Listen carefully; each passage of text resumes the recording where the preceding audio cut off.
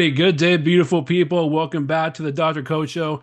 I'm your host, Dr. Coach Danny Pueblos, and today I have my good friend and mental performance coach of the Cleveland Guardians, JuanPa Favero. How you doing, JuanPa?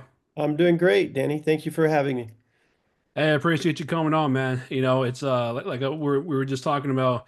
I wanted to bring you on to share your insights and share your journey and learn more about your journey that eventually led you to working with the Cleveland Guardians and working on mental performance. And I've had other colleagues of ours in the past on the show, in addition to other people in other industries, but. Everyone, what the beauty about it is everyone has come from their own journey and, different walks of life, right? So this is well, I'm looking forward to hearing about you and your journey and everything you got to say. So thank you so much. Yeah, for sure, for sure. Well, yeah, like we spoke earlier, very very different uh I guess route into into this line of work than perhaps a lot of my colleagues that I respect a lot and that I learn a lot from. I was a college soccer coach for 30 years.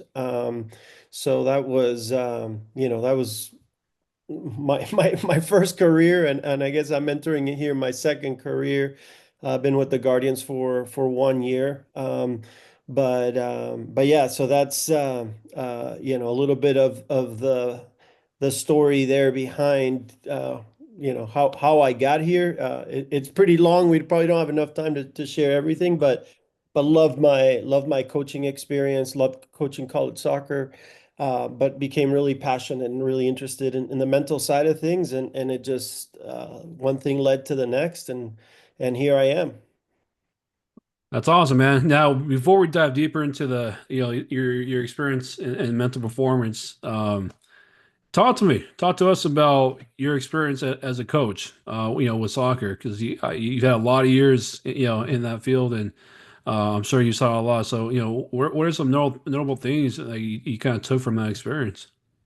Oh, a lot for sure. I was privileged to coach both men and women, and in three divisions, NAIA Division Two, and finished up in Division 1, and so um, got a wide array of experience there, coaching some fantastic players with some obviously great colleagues as well. Um, and got to travel all over this country, coached in I don't know how many different states, seems like six or seven, and it was a fantastic experience. Like I said, and I enjoyed. There's a lot. Most of it I enjoyed. There's some challenges in coaching. If some of your audience is a coach, I think they can relate to some of the challenges. Obviously, the college coaching landscape changed a lot in 30 years, as you can imagine, and people can appreciate. And so, um, yeah, so it was a very very interesting journey for sure. And this was people who know me. Obviously knew that I was very interested and passionate about the mental side of the game. And so it just became a very natural kind of, I would apply a lot of the knowledge that I was picking up with my players. Sometimes they were guinea pigs, not knowing that they were. Certainly they made me a better coach and helped me prepare to be a mental performance coach today. And what do you feel looking back, right? Looking back, during your time as a coach, how do you feel that's helped prepare you for this next venture in your life as far as working in professional baseball? Yeah, well, I would have never thought, to be honest, that I would end up in pro baseball. So we can talk about that in a second. Yeah. But being a coach, right? I think it has given me a unique perspective, and certainly I don't think you have to have been a coach to be a good mental performance coach. But I think at every experience you have, at least that's how it's been in my life. Is every step has led to the next step. It's kind of an evolution of sorts, and certainly. the lived experiences of being a college soccer coach that most of those years I was a head coach, and so having the burden of responsibility of everything that entails, but being in that pressure cooker situation where the decisions you make matter. They matter to your players, they matter to their families. Obviously, they matter to the university at different degrees, but certainly to the athletic department, and that you feel like one, I think to be a coach, you're probably a very driven, competitive person to begin with. Um, and also then there's the environment, right? And so learning to deal with that at times, I quite honestly didn't do a great job. I do feel like I fell short, and learned and grew and tried to do better. Um, but in the end, for me, I wanted to be about helping others and investing in people's lives, not just teaching them about the game that I loved, that I had played as a young boy and all the way into college soccer. Um, but using it as a tool to share other things that were going to matter to them beyond the field. And again, sports psych just became kind of like the perfect place for me to marry all of these passions that I have.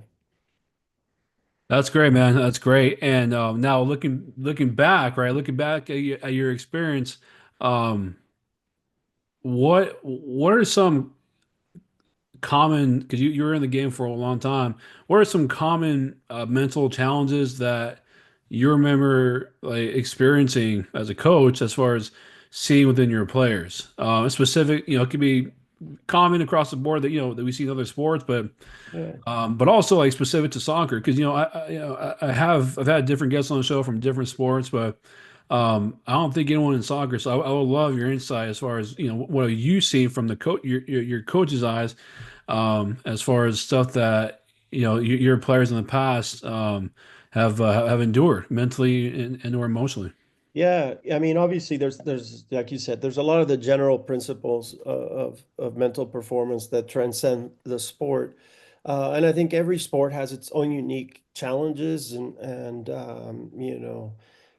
opportunities as well, right? Because there's things that you can work differently in every sport. Yeah.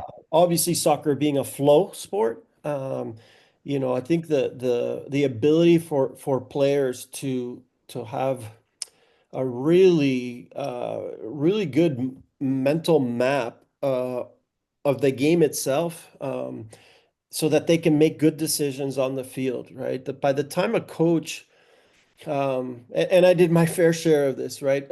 Sideline coaching. But by the time I saw something, said something, they heard it, they executed it, it's over. The opportunity is gone. And so that model of coaching, I don't think works in general, but especially I don't think it works in a flow type sport like soccer.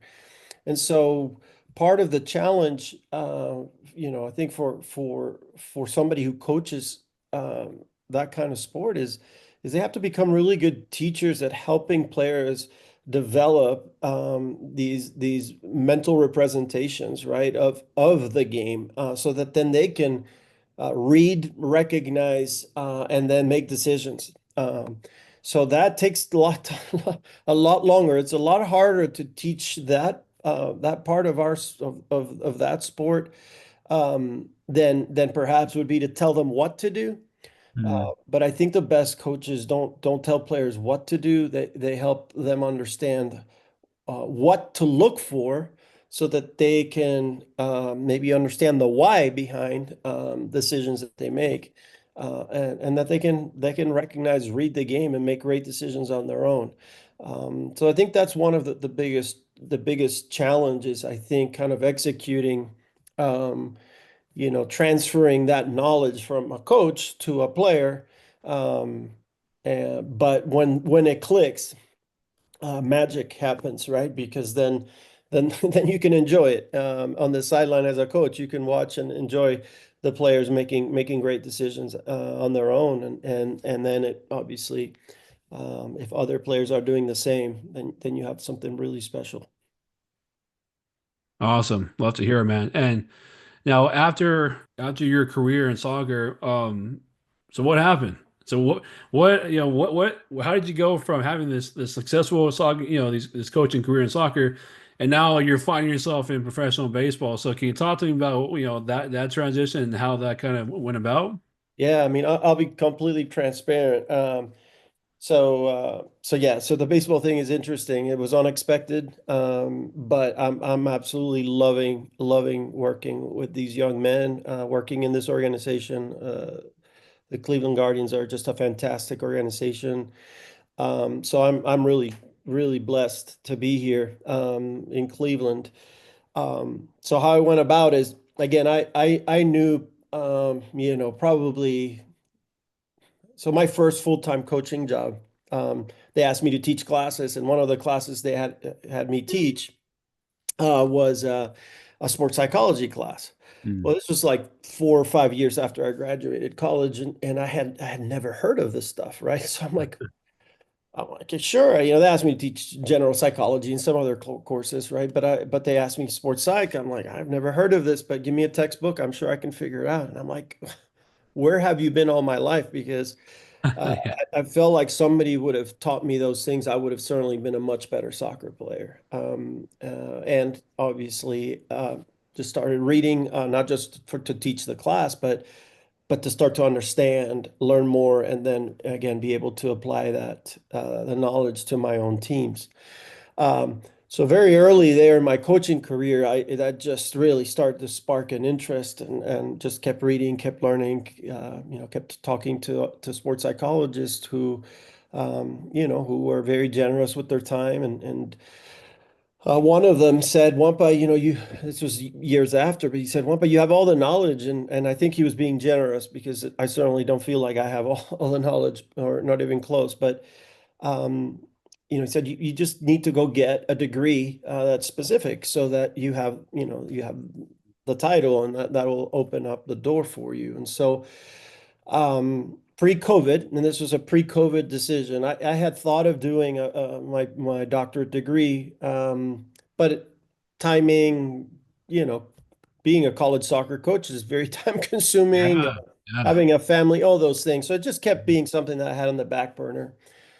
So my last job was at Oakland University, Michigan, and they happened to have a PhD program in counseling psychology that was flexible with what you could do for your cognate, your concentration, your elective type courses. And so met with them. They were open for me to allow me to take sports psychology courses from an external university to satisfy that, do my research, et cetera. And so yeah, so that was a planned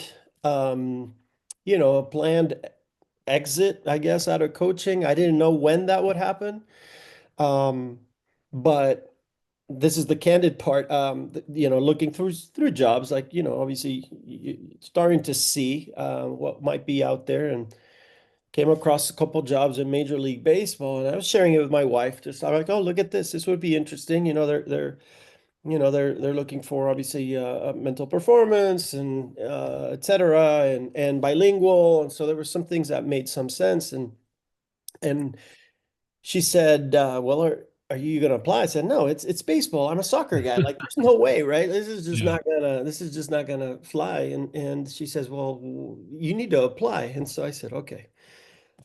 She's very, very wise. She's wiser than I am. And so I said, so I agreed. I applied, but thinking, all right, if by any chance I get an interview, it'll just be a great experience to look into the professional sport, area that obviously most of my experience was in collegiate sports. So Mhm.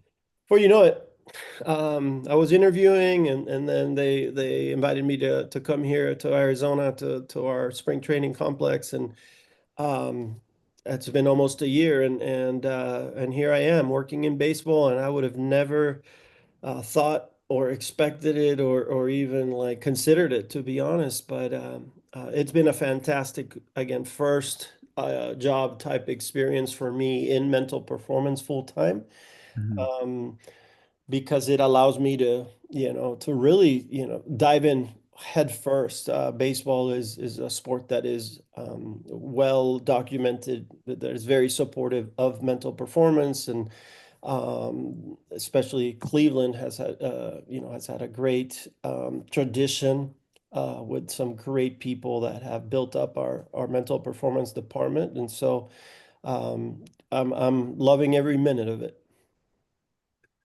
Wow. Yeah. That's again, this is why I love learning about, your journey and everyone else's journey that I've had on here because everyone's so different and just going from, these years of coaching soccer and into a sport, with baseball, it's completely like 180 and look what you're doing now, man. That's awesome. That's Yeah. awesome.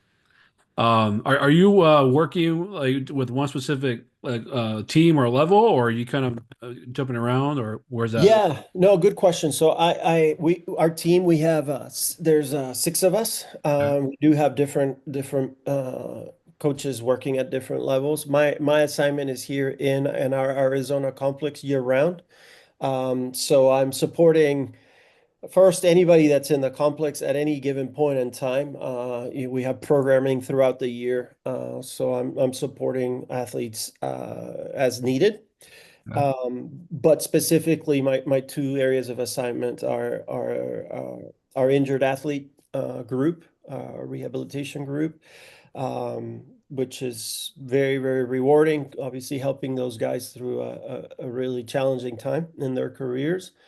And also, I am working with our AZL league team, which is our rookie league team. So before they jump to low A and work their way up through the minor leagues, most of them start here in Arizona, especially the younger players. The high school draftees and some of our Latin American players start here. Got it. Now, you mentioned something that is very common, a very common challenge across sports, across the table, um, injury, right?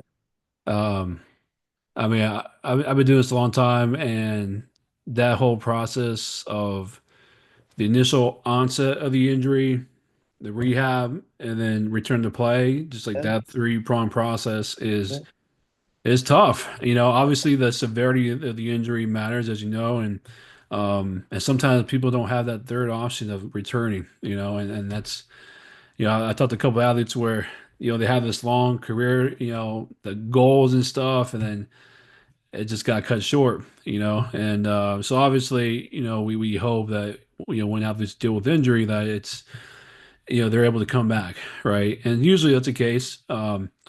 But yeah, I mean, I've seen this time and time again of how you start to see things like, like doubting oneself and doubting, can I be the same person again? All that stuff, right? So, yeah. what has been your experience? And you also mentioned to me that you're also conducting research on that specific area. Yeah, I'm finishing up my in you know how that goes, dissertational uh Yeah. doctoral dissertation process can be very long. Oh yeah. So I'm close to defending the proposal, Awesome. and so see the light at the end of the tunnel there, but the topic was always going to be injured athletes. I knew that from where I started the doc program in 2020. Um, Obviously, I had to shift. My focus initially was going to be college student athletes and looking at gender differences in social support, kind of like how they viewed and they needed. That was kind of the initial direction. When I shifted into baseball, obviously, I've had to kind of move things around a little bit. Still social support, obviously, still injured athletes, but we're going to be looking at in the return to play phase itself.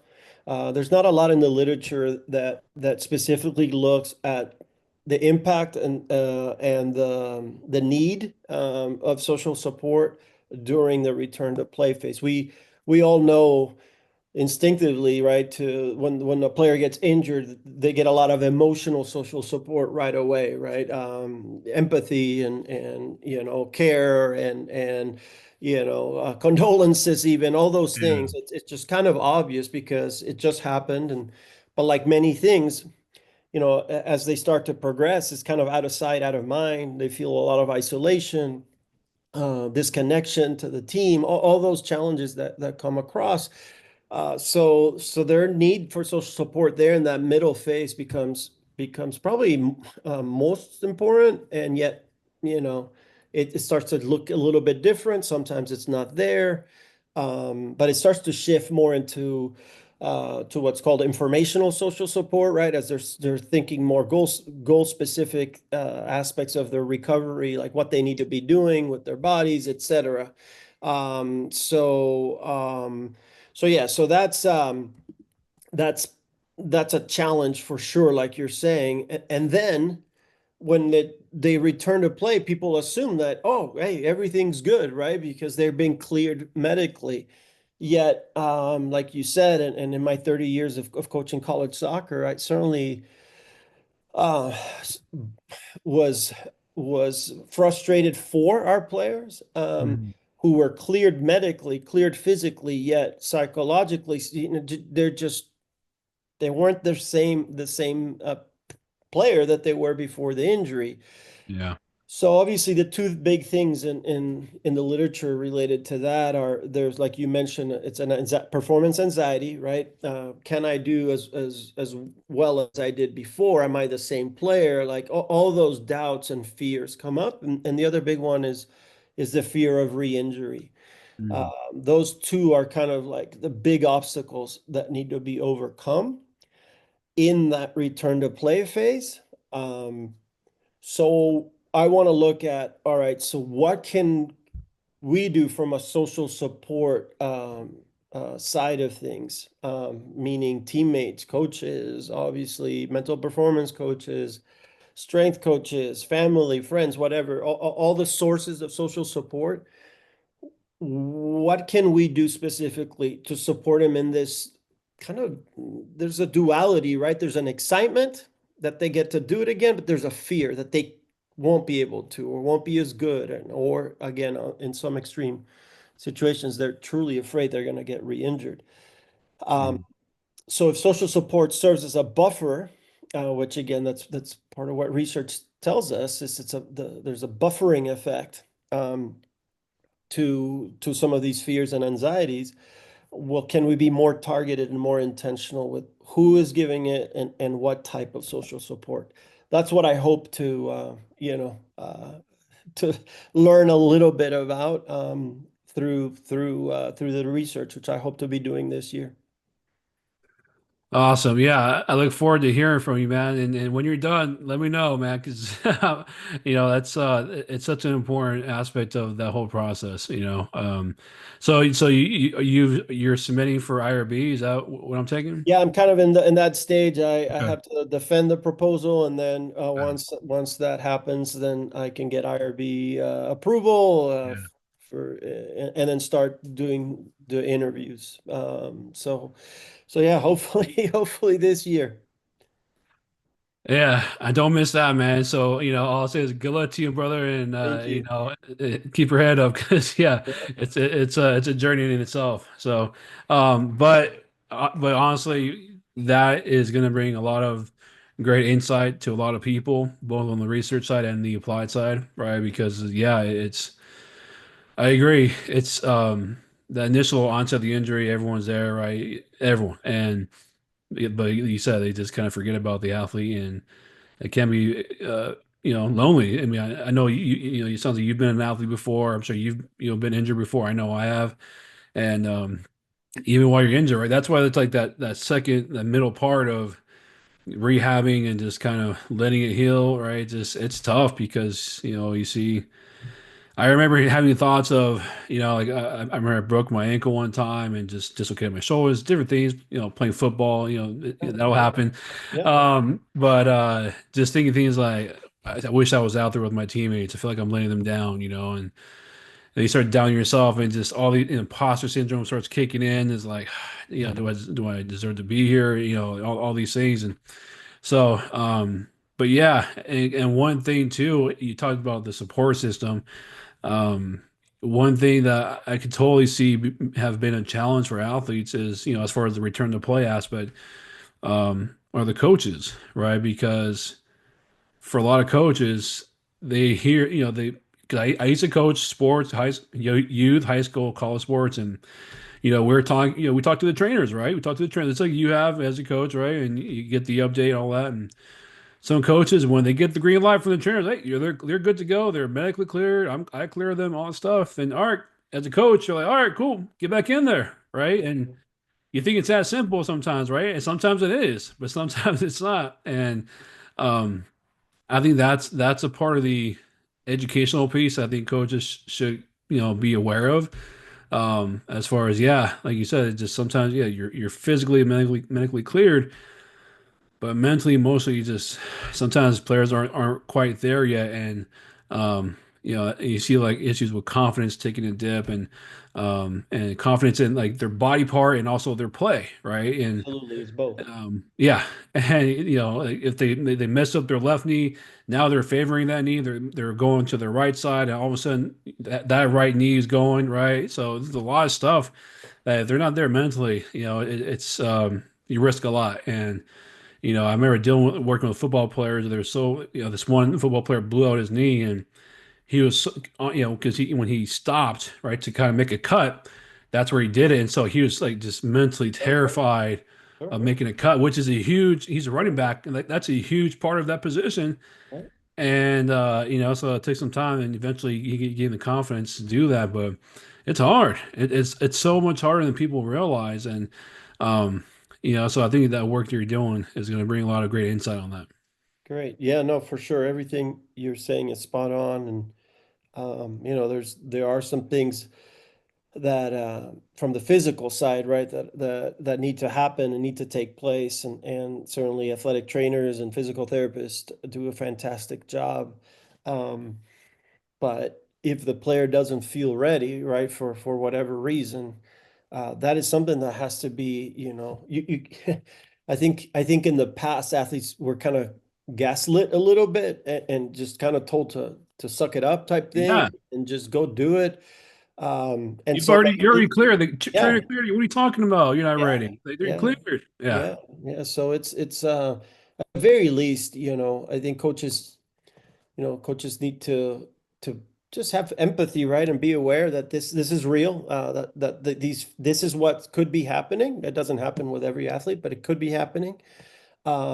So if they're informed, then they can do a better job at it just and sometimes you know what it is that the power of perceiving that you have support. It's called perceived social support it is just as powerful actually receiving the social support, right? So now we're talking about kind of like what's called motivational or esteemed social support in the literature, but feeling like okay, the coach gets me, right? They're listening and they understand that I have some hesitation, and so um, not feeling like they're going to be rushed in when they're not ready, right? And there's a fine balance there, right? There is a moment in time perhaps where they need a push, but knowing how to make that push, I think that's the key is what to say, how to say it, when to say it, all those kind of like soft skill things um, that, again, I think the best coaches prepare themselves to do that and they understand that their job is not just X's and O's or how to throw a ball or how to catch a ball, but understanding that it's what's going on between the 2 years has a massive impact on their ability to perform. So, and people say that, right? I think I've not heard many coaches say that they don't believe in the mental side of the game, but then you have to actually do something about it and coach from at least a part of your coaching needs to come from that side. Yeah, absolutely. Now, what is some advice that especially as a former coach, what is some advice that you would give coaches, just in general, right? As far as how to help athletes on that return to play time period. Yeah, yeah, I would echo some of what I already said, but the main thing is that it's just um, that assurance, that instilling of hope, that belief, um, and being patient. I think those are the things that come to mind. Just being patient, because you're modeling what you hope that they will do themselves. And Yeah. so there has to be this balance. I say to injured athletes all the time, it's like a seesaw, and you have to persevere, you have to push, and you have to be resilient, and all the whatever word we like to use. There's a lot of words we use for that. Some are pretty kind of like a fad, gritty, whatever it is, right? Yeah. But certainly that's part of it. So persevering is the one I like best, because that's what it is you have to keep going and keep going. And at the same time, you have to balance that out with a huge amount of patience. Um, and if you don't have both of those things, it's very easy to get frustrated, right? Because, or to give up, one of the two, because you don't see the results or you don't feel the same way yet, right? And that word yet that I just used is just such a simple, powerful word that we can teach athletes, um, when they are saying things like, I'm not the same player I was. And if we can just cognitively give them that reframe, and just say yet for them, so that then that can become their own language. That yet opens up the possibility, right, of that it is what it is today where they're at. That doesn't mean tomorrow will be the same, or next week, or next month. And so patience in the process, and persevering through all these obstacles, and again, us helping model that with our words, and how we treat them. Quite frankly, I think a lot of times coaches, well, I'll give the credit to my to all my previous colleagues, that they wouldn't do this on purpose. I don't believe that anybody would. But maybe subconsciously you start to, get frustrated yourself, because your player is not the same one that you signed, right? When you brought them as a freshman or whatever, or you signed them to a whatever amount of contract, and they're not performing. And so it's really easy for you as the coach, or the physical therapist. This works for everyone involved in the return to play aspect, right? We have to be able to be patient, and also, stick to the process and persevere, and that gives us a fighting chance, right? That if the body, is okay, that their minds will catch up, um, Yeah. with work, and of course, I'm privileged that I get to walk alongside, players in this moment that they're in, and we're trying to do a lot of proactive work before they get to the return to play phase. Yeah. Because if not, we're wasting a ton of time. But hopefully when they get there, they feel like they have answered some of those questions, and some other ones they won't be able to answer until they're playing, right? Your running back example that you gave, until he takes a hit, right? Or he cuts, and successfully nothing happens, right? And so big exhale, and okay, we're good, right? And so you build that, you're rebuilding competence is what you're doing, looking at it from that standpoint. Yeah, and patience. I mean, among everything else was great what you said, but yeah, patience. That's gold right there. It's just um, sometimes those steps might have to be baby steps. You Yeah, know, yeah, and I think just that's where the coach, parents, all the people that you mentioned that are surrounding these athletes, every one of them play a vital role in this whole thing, and I'm glad you're doing that research because yeah, it's so important because especially with parents and coaches, especially with the younger ones, but especially coaches, it's like you're around these players all the time, and um, even before that return to play, as an athlete, I remember appreciating, especially one assistant coach that comes to mind. He would always check in on me. You hmm know, while I was hurt, on the sideline on my crutches, he'd say, "Hey, how you doing, Pueblos?" And how's it going? How you know? like that simple gesture meant everything, right? I mean, that's what I remember to this day because the unfortunate reality is when athletes get hurt, sometimes many times coaches they forget about them, right? Sure. And that just adds on to the whole isolating feeling, right? Because Yeah. it's you're on the sideline, you're watching, you're trying to even if you're trying your best to be involved in learning stuff, but it's still you're not in there, right? So um, I think just that's something that coaches, parents, just checking in. Hey, how's it going? How's rehab? How's this? And then just leading up to that return to play, I think that can help. One of many things I can do is to help prepare them for that, when that time does come.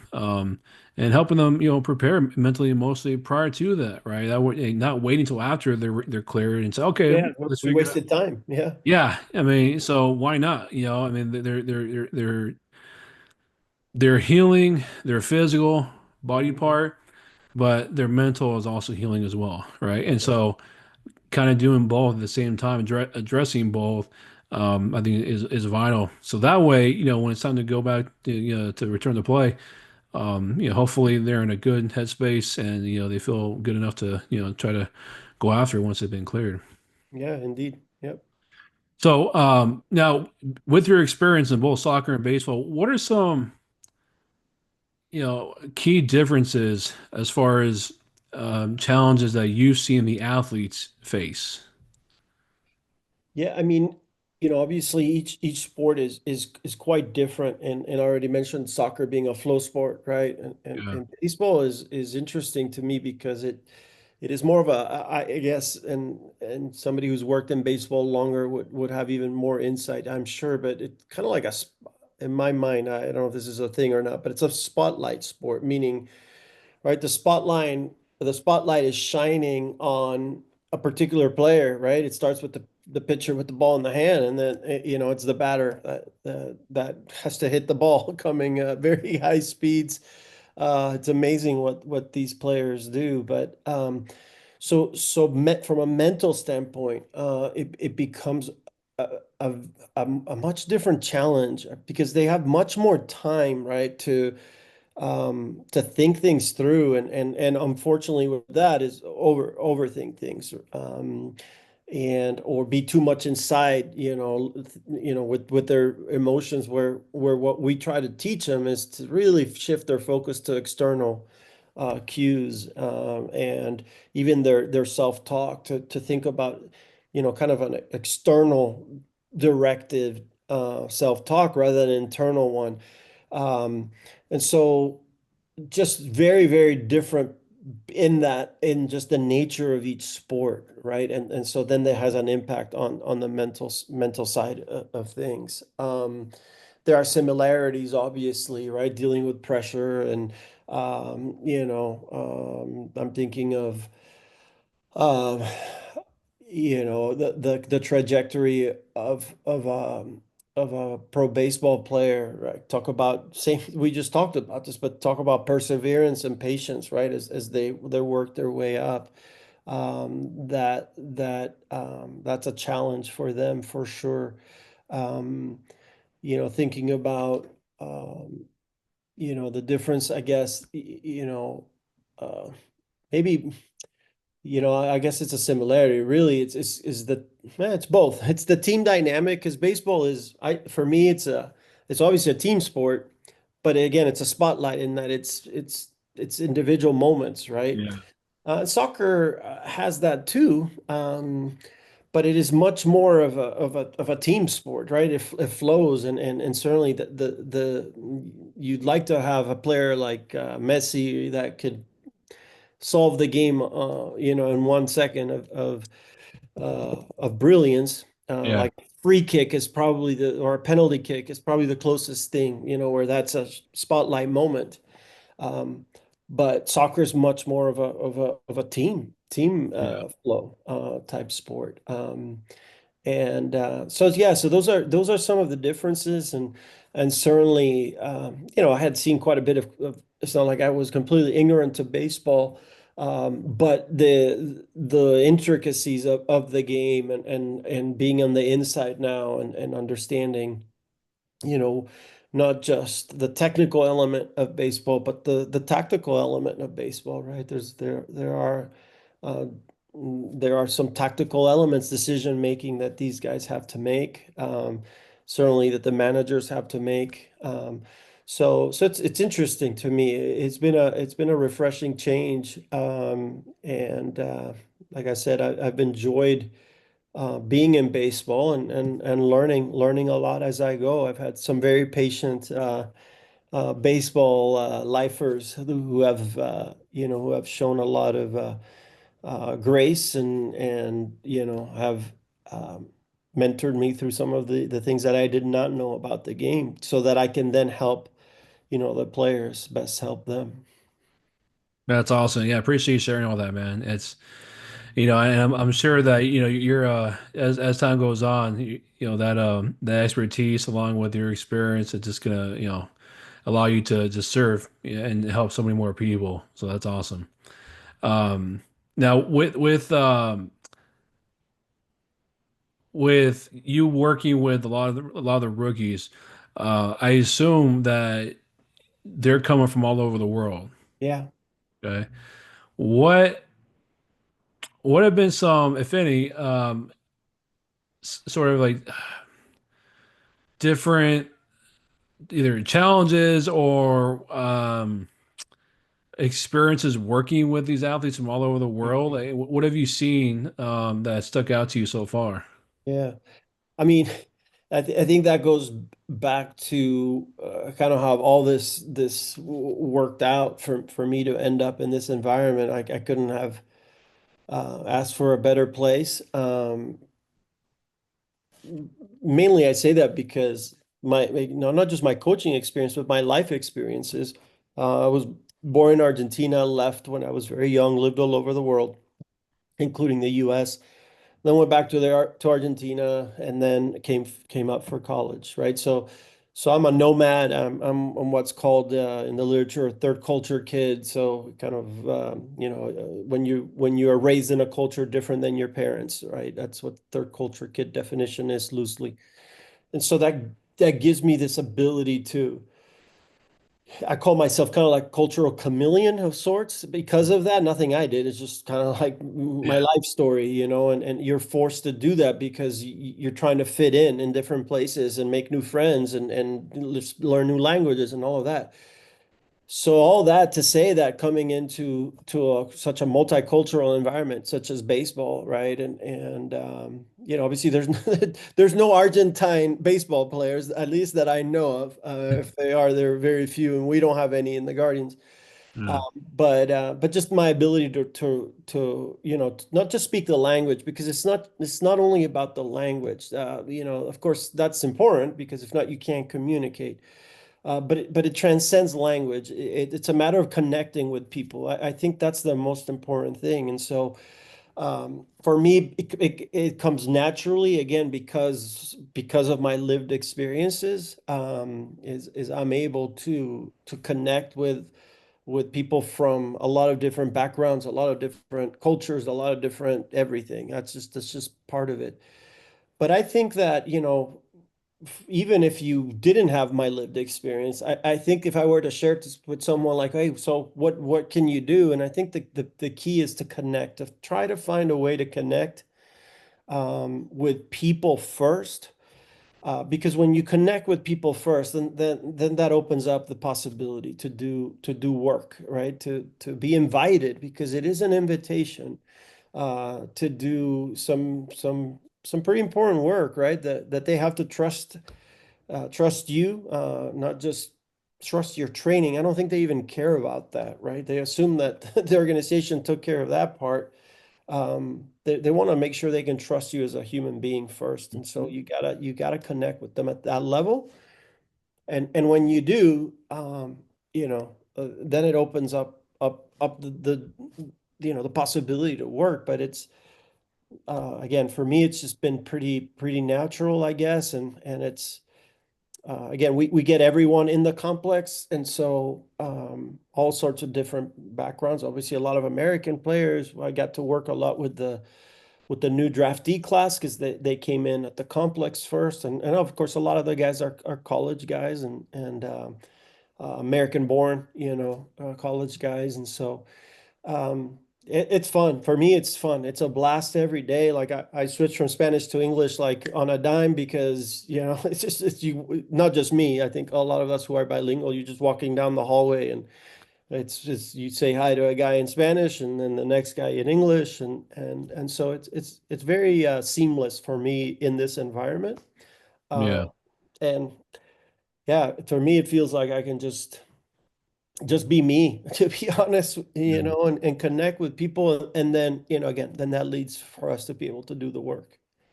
Sure. Yeah, and the fact that you brought up making that connection, right? That's so important.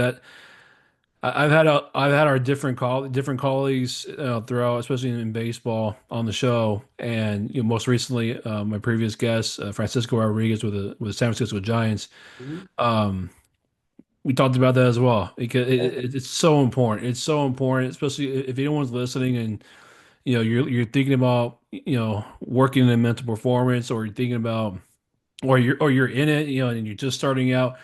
You know, that's foundational right there, because it doesn't matter what you know. It doesn't matter, what degrees you have. Like you were saying, if you can't build that rapport, if you can't make that connection, good luck. And yeah, that's like priority number one for me when I'm working with my athletes across sports, across levels, is like I gotta connect with them. And I learned that like, during my time as a coach. And absolutely. um because I remember when I first started coaching football, for example.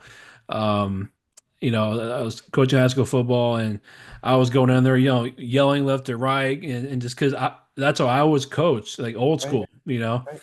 And then, um, I remember the head coach kind of pulled me aside. He's, "Hey, I get it. That's how I was coached, but he's all just Yeah, dial it back. Just, hey, you have to connect with these kids. You have to connect with them, and if not, they're not gonna open up to you. They're gonna just build this wall right in front of you, and good luck trying to get through that wall. You know? yeah. I mean, at best, I was sharing with a coach about something separate, but the point applies. The best you can hope there is compliance from an athlete, but you won't get commitment, and I don't think you can get commitment unless there's connection. Wow, that's pretty good. I'm gonna write that down. I just kind of like made all the You go. connection there, right? But that's it, right? Like, Yeah. yeah, we can. I think anybody can get an athlete to be compliant because there's a power differential, Yeah. right? Huh? And so yeah, they're gonna do what you tell them to do, Mhm. but you're not gonna get them to commit. Unless there's connection. That's the bridge. Love that. Thank you Yeah. for helping me kind of like tie those knots together. There you go. See, good thing this is recorded. You can always refer back to it, right? So, but it's so true. It's so true, and it's especially in today's world, right? I mean, the athlete has changed over the years, and Yes. even since I was younger, and just it's so imperative that coaches, mental coaches, whoever else is working with these athletes to build that rapport, build that connection, because I mean, you're seeing teams who have coaches who are able to connect with them. Like, I don't know if you follow American football, but like the Detroit Lions, and Yeah, you um, sure did. I mean, you see this guy, right, just coming out of nowhere talking about biting off knees, you know, and now these players are running through a wall for this guy, right? And because how passionate he is about the sport, how passionate about about About his them. About them. players, right? Yeah. And I tell you, it's like, hey, if you can build that connection, build a rapport, and yeah, sometimes if you have to show some tough love and get on them, they know it's coming from a place of love, right? It's coming at a place that you care about them, you want to see them succeed. I mean, throw away compliance. I mean, they're like, tell me Yeah. what wall you'll be running through, coach. I'll run All over in, that right? freaking wall. All in commitment, which is Yeah, which is it's interesting, right? Because as coaches, that's what we ask. Here's the point.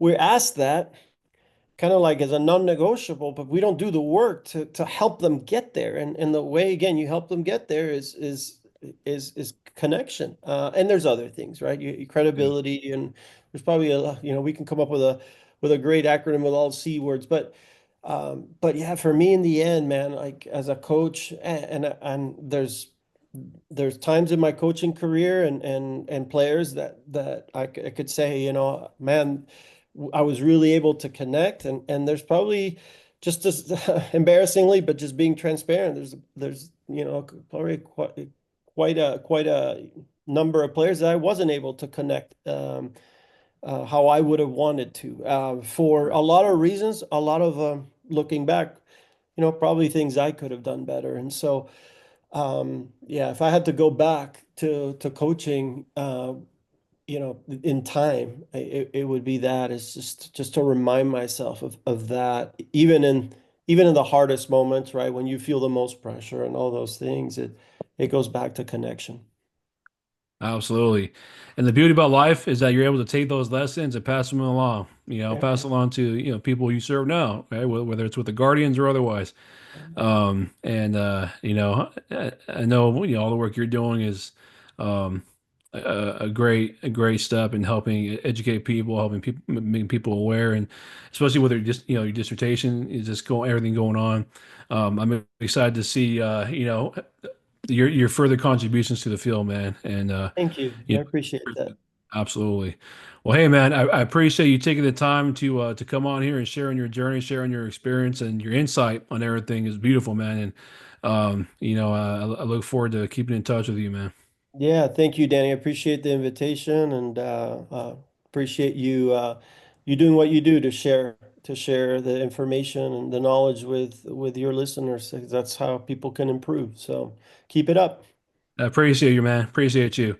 All right. Well, that will do it for today's episode. Again, thank you to my guest, JuanPa, for coming on. Thank you, the listener, for tuning in. Don't forget to like, subscribe, and share. Okay.